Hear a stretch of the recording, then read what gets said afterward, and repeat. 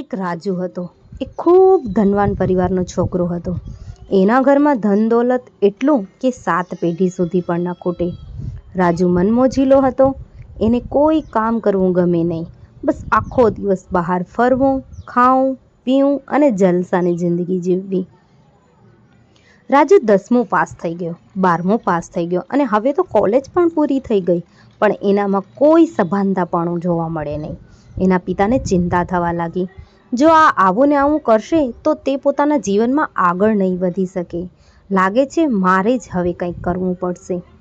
રાજુના પિતાએ કોલેજ પત્યાના 6 મહિના તો રાહ જોઉં કે હવે એ શું કરવા ઈચ્છે છે. પણ એ તો એટલો બધો છૂટો થઈ ગયો હતો કે એની કોઈ હદ જ નહીં.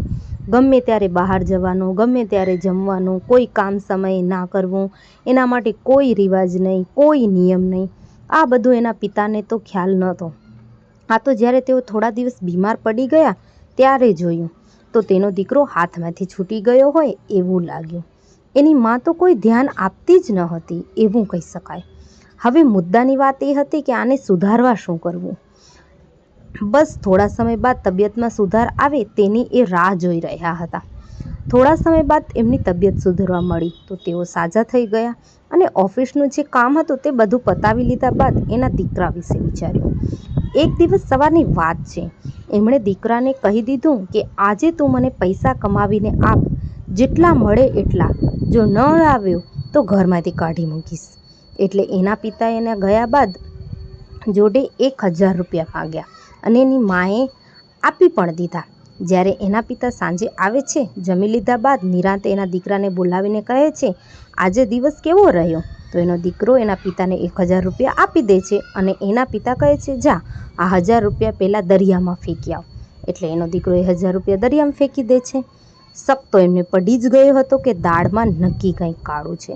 એટલે એમણે એની માને થોડા દિવસ પિયર એટલે કે પોતાના ઘરે મોકલી દીધી. બીજા દિવસે સવારે આની આ જ વાત થઈ. આજે પણ તું પૈસા કમાવીને લાવજે, નહીં લાવે તો ઘરની બારે કાઢી મૂકીશ. હવે શું કરે? એ મમ્મી તો હતી નહીં કે પૈસા કોની જોડેથી લે. એટલામાં એની બહેન ચા આપવા આવી તો એની બહેન પાસેથી 500 રૂપિયા લઈ લીધા.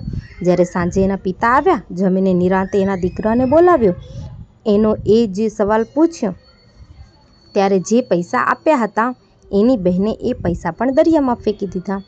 એના પિતાને હજુ પણ દાળમાં કાળું લાગતું હતું. એટલે એમણે એની બહેનને પણ મામાના ઘરે મોકલી દીધી થોડા દિવસ માટે. કાલે પાછી નવી સવાર પડી અને આજે પણ એની એ જ વાત થઈ. આજે પણ તારે પૈસા કમાવીને લાવવાના છે, જો નહીં લાવે તો ઘરમાંથી કાઢી મૂકીશ.